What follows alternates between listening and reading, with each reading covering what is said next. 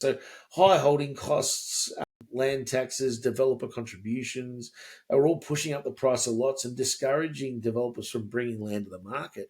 And again, if you're a developer, I'll look at land tax. Two things I'll look at that I think are real issues. Certainly in Victoria, they introduced the windfall gain tax. So if they're, that's just if someone's had a pat, pardon me, for many years, and now it's going to be turned into development. So all of a sudden that price has gone up significantly.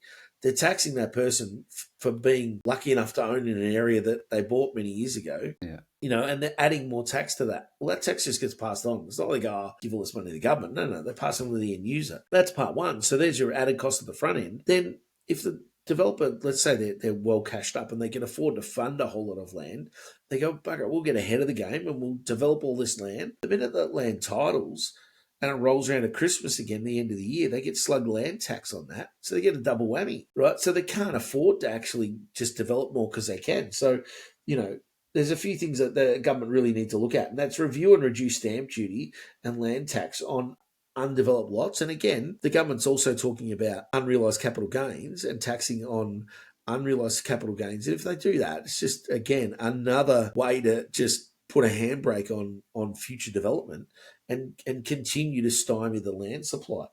Cap or reform developer charges that inflate the end prices. And to give you an idea, about 50% of the cost of a block of land is in government fees and charges and taxes. So, imagine we could get that back significantly. We'd see land prices come back.